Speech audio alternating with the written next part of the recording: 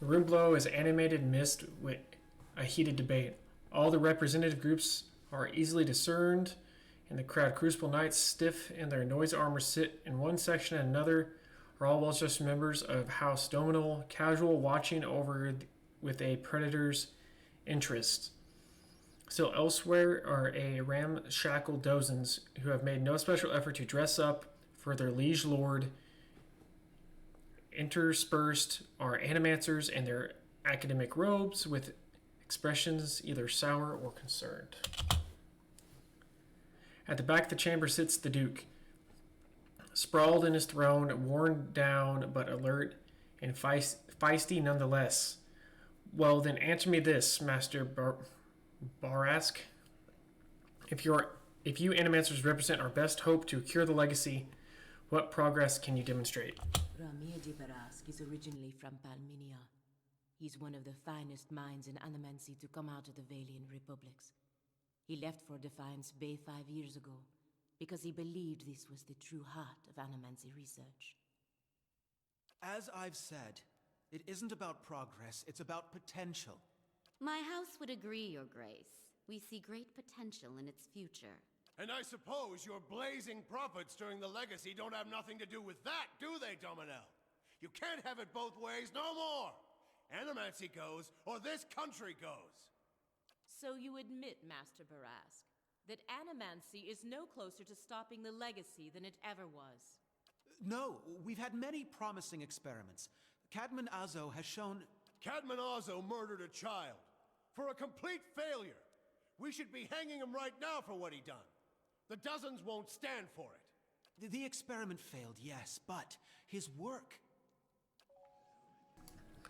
All at once, the attendees turn their faces towards you, a mismatch of judgment and incredulity. Only the Duke, a wild-looking man with a scraggly beard, seems unfazed by interruption. Ah, our new delegate from the Knights of the Crucible. What makes you say sabotage? I met a false patient in Blackenbury Sanitarium who had tampered with Azo's machinery. The fuck's that even matter? These are people who would toy with the lives of our children. Indeed, even assuming there was sabotage, this Animancer Azo not still accountable here. Those who know me around here know me to be fair in judgment. Cadman Azo should be held innocent. Oh man. I don't agree what he was doing. Exactly. Look at what happened in Heritage Hill. Our supposed protectors from Crucible Keep can't even clean up the messes Animancy leaves. Your Grace, we'd have a much easier time of it if our knights weren't so occupied trying to keep their organization from igniting a revolution on our very doorstep. Heritage Hill is blood on your hands, Justiciar. You turn a blind eye, and look what happens. I've been to Heritage Hill since the quarantine. Though the Knights were unable to control the damage, it was not Animancy, but an ancient machine used to cause this, or the Crucible Knights are blameless here. It is not the workings of Animancy.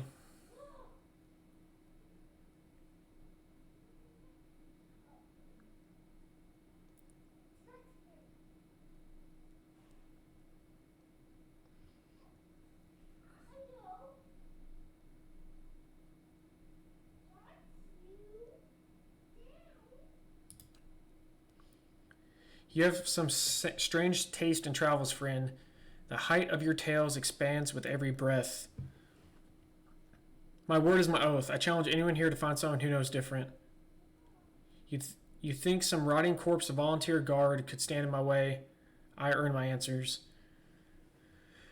My word is my oath. I challenge anyone here to find anyone who knows any different.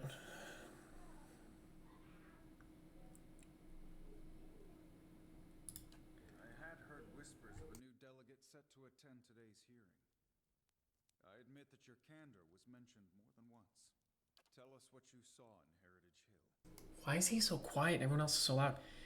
Tyr knoweth houses an Iguithan machine that holds dominion over the flow of souls. It was this machine that made the district undead. Do you think that was the machine's purpose, or just a dire side effect? Kenna shudders. But then, why would the Iguithan build such a machine at all?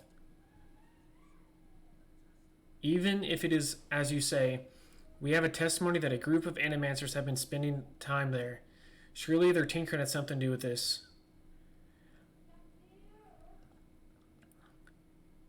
They followed ambition blindly, taking few precautions and allowing personal feelings, I have reason to believe there were others at the tower who might have done this. Animancy has many enemies. You need only look around this room to see it. You're missing the point. Everywhere there's animancers, there's disaster. We all know what Widewind's legacy's really about. And it ain't about some sparkling saint from Creed Ceres who's mad because he took a stroll down the wrong bridge. Ha, wrong bridge indeed.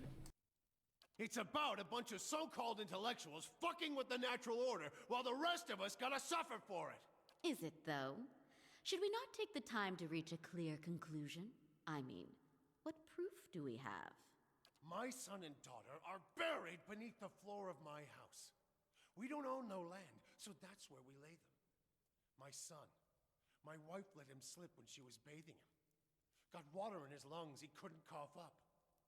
My daughter, we put her to bed one night, and the next morning she wasn't breathing. This Hollowborn thing, it ain't ending. And it ain't ending because we still let these charlatans play God. There's your proof, you damn copper fucker. Enough, Adric. Lady Domino makes a point. If it's animancy, then why do the other states that permit the practice not suffer the same fate? Who among us can say he truly understands why the legacy has taken hold here? Bring order to chaos here. I can. The crowd begins to mutter, the sound taking doubtful character. Right idea, Watcher. Taking this hearing by the curly ones, don't waste your time. Widewind's legacy is a creation of the Leyden Key. Caedmon Ozo's downfall was their work, as was the Tower and Heritage Hill. They want you to do this. They want animancy to fall. The dull muttering expands the dim skepticism that fills the hall. I have seen them in the ruins of Ir Glanfath, operating machines that disrupt and redirect the flow of souls, near the towns like Gilded Vale and Direward, where the legacy is universal. As a watcher, I have heard the dead confess their plot. They are stealing the souls of the unborn. Beasts. Another lunatic at the hearing. Did you remember to lock your sanitarium before you left, Master Barask? Please, I only want to help Direward. You want to see crazy? Make one now. Birth invalids until the womb dries. For all I care now. You shame your order by dismissing the truth of hearing it, madam. I expect better from the Knight of the Crucible. If, as the Duke says, no theory has more proof than any other, what harm in hearing one another? If he did, for your husband's sake, I hope he at least left the brothel unlocked. The Duke leans forward in his throne, a trace of curiosity in his eyes. You must know, friend, that the Leyden Key is a mantle for small-time ruffians and children's play. I'm not saying you're a liar, not yet, but you better start making sense of all this. Help us believe.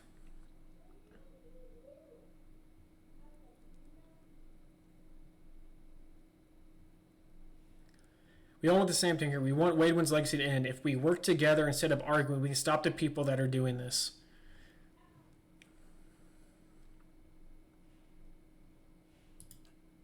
You speak truth, Watcher. Unfortunately, I fear it falls on deaf ears in this No place. self-respecting member of the Dozens is gonna let these animancers keep casting their black magics in the same districts where there's children being born.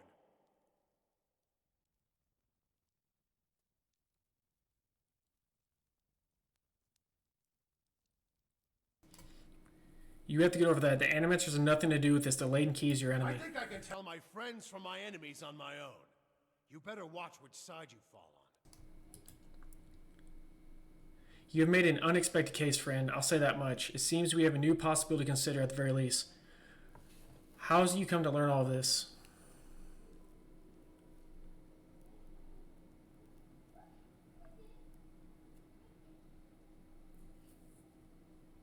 But they weren't.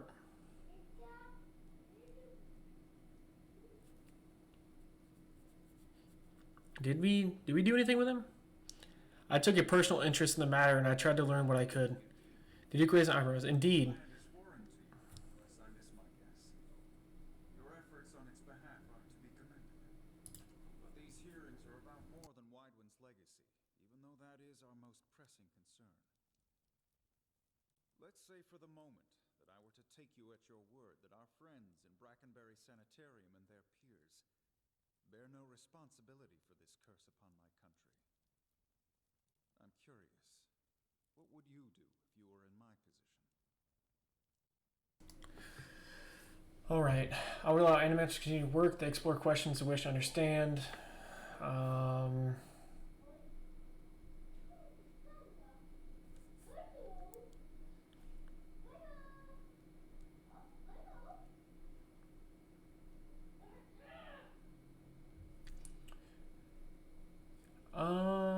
I kind of like this one because some of the stuff Animancy does I don't agree with, but it's not completely bad.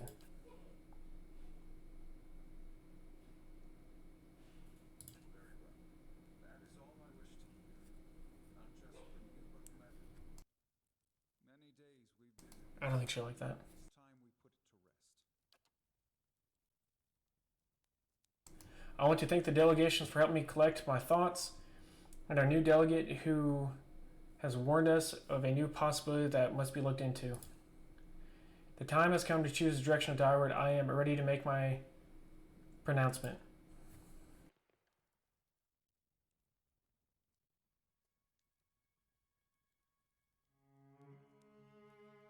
Your Grace.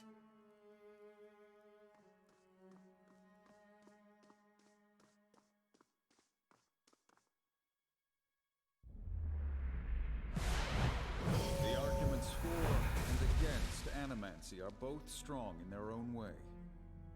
I must be careful in my judgment. Forgive me, Your Grace. We will accept no judgment but our own. What's he doing? No! Avenge the Duke! No, wait! Stop this at once!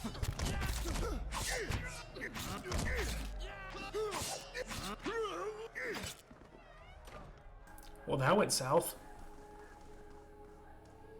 I've given you every chance to end this pursuit. Shall I end it for you? Another time. I am already late.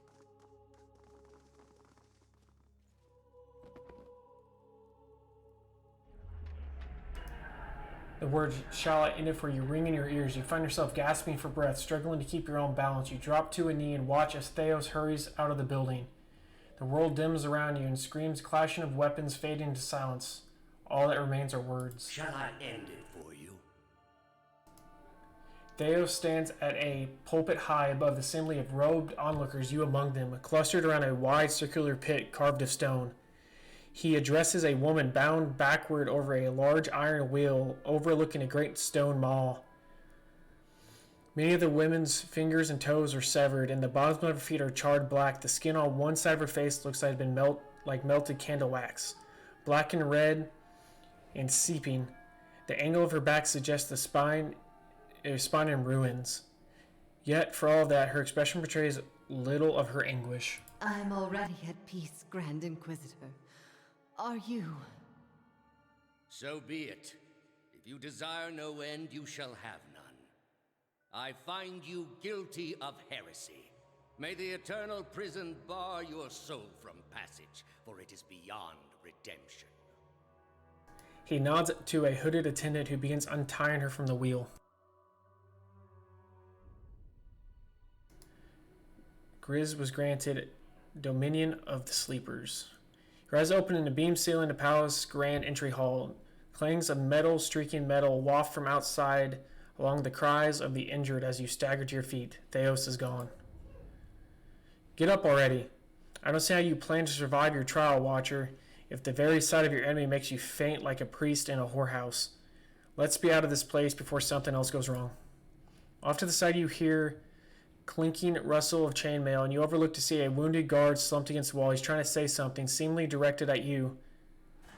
but at first too faint to hear. He gathers his breath and manages to gasp out a few words. Lady Webb, she's the only. She must be told. She'll know what to do. Please find her. Tell her everything.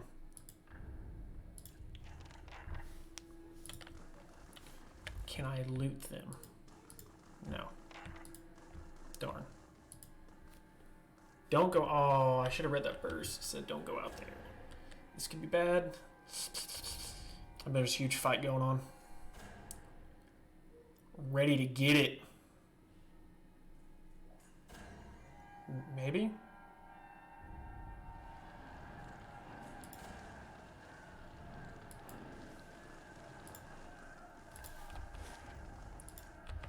Oh, hey. I was just going to run through, but I have a feeling that may not be the best idea. Oh, man. Everything's jacked up.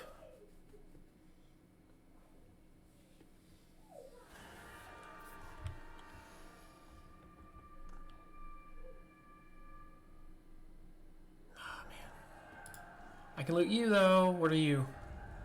Jolting, shock protected? Hello.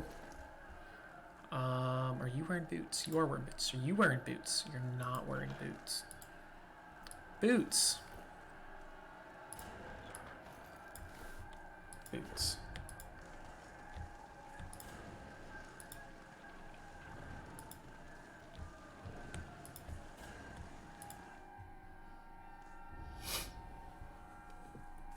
Oh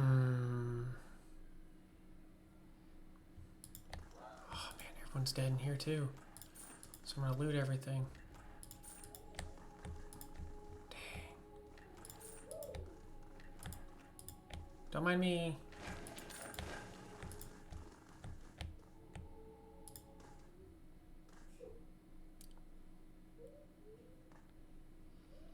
Oh no, my friends are dead. I'm just gonna take their stuff. Oh no. Man. Lady Webb lies still in her bed, an ornate cushion propping her back upright. The blood pooled beneath a gash in her chest is tacky and nearly dry. A shattered glass rests on the floor beneath her dangling hand. You feel a faint aura of her fading essence to your keen. You make contact and are immersed in a torrent of sensory input and experience. When it calms, you find yourself in the same room, lying in bed with a glass of brandy in your hand. Through the walls and the streets outside come sounds of screams and shattered glass and the catastrophe of an angry mob. You take a sip and it warms your gullet. Across the room, the door opens behind a patient. Steady push. Into a room walks Theos. The floorboards creak beneath deliberate steps. You wait until the last of the brandy has trickled down your throat before you speak. I was a fool to think. I was a fool to think I could tame these people. You came closer than most. A fine epitaph. No worse than any. You are concentrating, focusing with all your energy. It feels as though you were diving into a stone wall over and over. But it cracks suddenly, unexpectedly, allowing the vast wisp of a thought to leak through. What's in Twin Elms? Did you pull that from my thoughts? I've had time to practice. Ah. He walks over to a small table and raises a half-empty brandy bottle to eye level. He seems to approve of the selection and begins to reach for an empty glass. I was saving that for someone. Pity. You know this is how it has to be. He draws a long, curved knife from his belt, smeared with fresh blood. With his left hand, he gently pins your sternum as he raises the knife in the other, its point dangling above your heart. Prove it. Theo slips the knife between your ribs and pushes it through. A layer of tissue separate with brittle, papery stiffness, and blood wells up around the blade. A pulse of reflex causes you to drop your glass to the floor and you hear it shatter. With the last of your strength, you take his knife in both of your hands, a question ready in your mind. For an instant, your great surprise, the pathway of his mind is left open to you, unguarded, and the answer comes simple. cataclysmic in its reordering of your thoughts. As Lady Wep, you feel though you have an answer you've searched for all your life, but in your own mind, her understanding lies just beyond your reach. You look at Theos with eyes wide as someone seen for the first time, and you draw your last breath as a black, velvety darkness descends over you. Smoke rises above the city walls in billowing plumes that blacken the sky like a storm. Behind the walls, the riots rage on. Known patrons of Animancy are forced into hiding as looters ransack their estates and make off with their possessions. Animancers are torn away from their families and dragged from their homes to be stoned to death in the streets. Word had spread immediately that Duke Avar had been assassinated, and that an Animancer was to blame. The city wasted little time in exacting revenge, and little effort into evaluating guilt. In the center of it all, Brackenbury Sanitarium burned. And down the lane, Hodred House, the last bastion of stability in the Deerwood, had fallen silent. Now safely outside the city gate, your path points eastward to Twin Elms, where Theos is bound, for reasons that remain mysterious as the Leaden Key itself. Boom.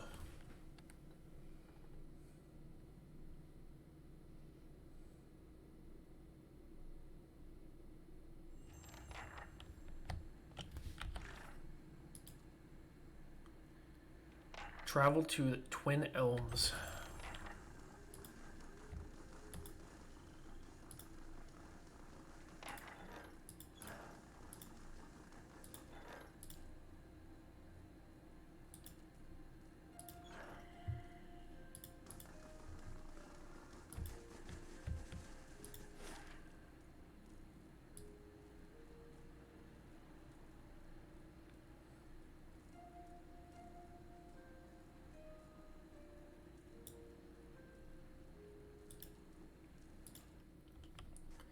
See if we can get over this town and see what's popping off there. I think this is coming to the end. Oh no.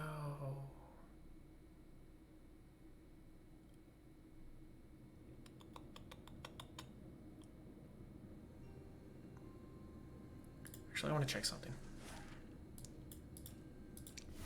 I want to check something like Cadnua.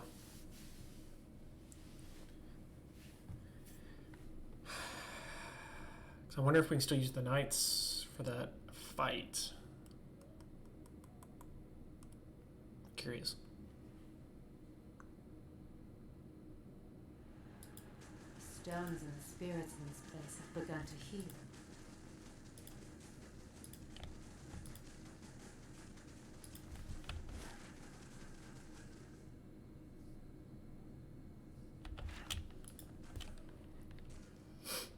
I wish we could have more than one thing building at a time.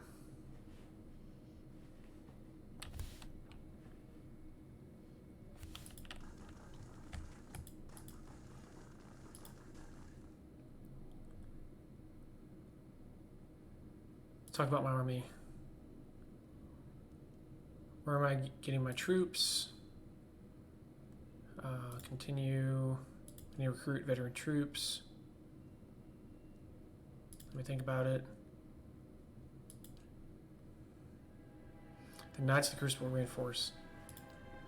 Let's do it.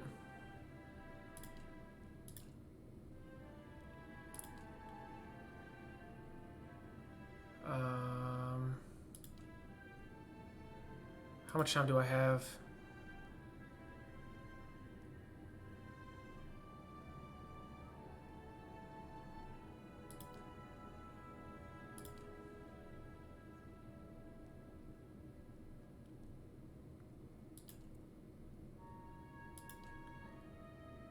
As good as it can be, given the circumstances. With your willingness to spend coin, we should attract some veteran warriors as well. They'll be useful for their experience. Yes, give the order.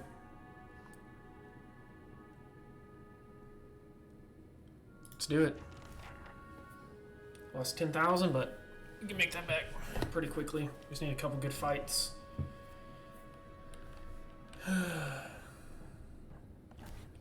It's just a small hill overlooking Yenwood Field. Lord Gathman's army's flurry of activity, scurrying to and fro, even from this distance, you can hear the drums of war beating their steady cadence, designed to intimidate their foes while organizing a rank and file into battle formations.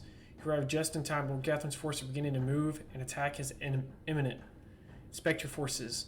Local militia constitutes a majority of the army, but veteran soldiers have organized the ranks amongst the young, seasoned warriors, offering advice to the occasional joke. It is clear. Streaking sword and shield past. Blah. More troops, small group of warriors shine bright in the others. Crucible knights standing tall and gleaming plate armor and armed with spear and shield. They stand at attention, spear centered as you pass. Any idea what Gathman is planning? His ultimate objective is to face you in battle and to be seen defeating you. I doubt he's foolish enough to challenge you in single combat, of course. Sound the horn, Marshal Farland. It's time to finish this. Marshal Farland begins barking orders, and troops quickly form up. Gathman's army follows suit as an Adrian war drums echo in the field. Within moments, the marshal raises a brass horn, visage of a mighty boar, to his lips. He looks at you expectantly.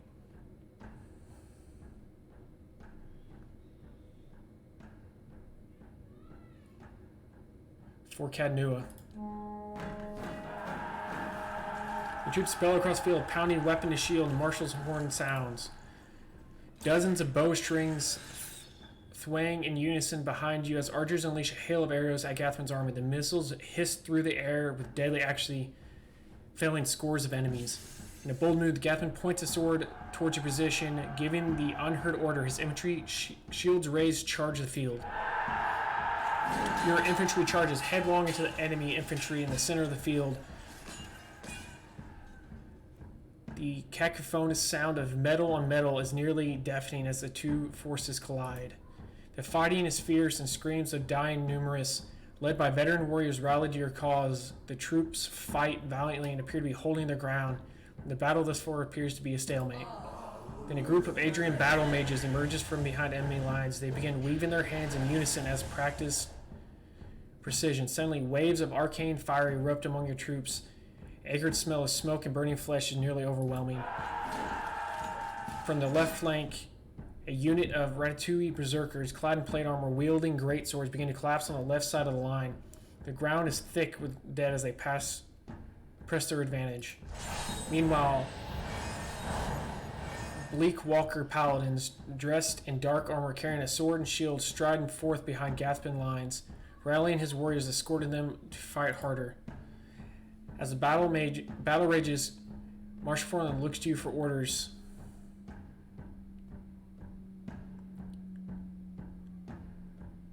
Study the battlefield. Your troops fight bravely and your lines are holding for the moment. Gathman's army is slowly pushing you back.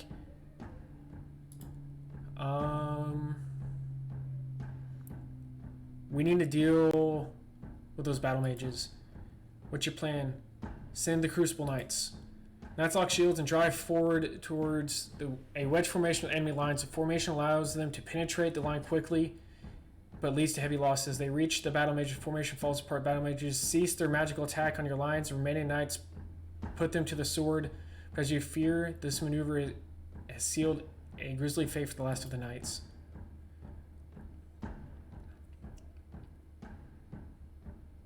Take out the berserkers.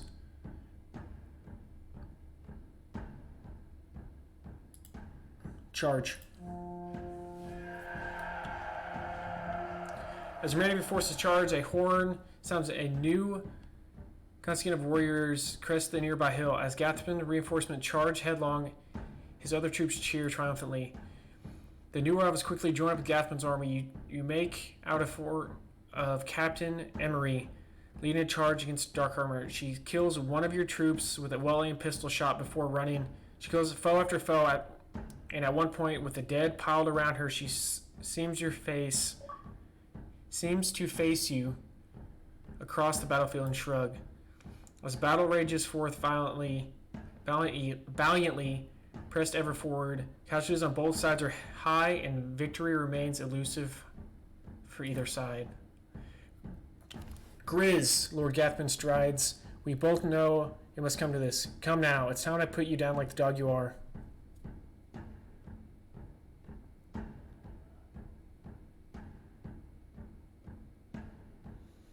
Here I am. Let's finish this.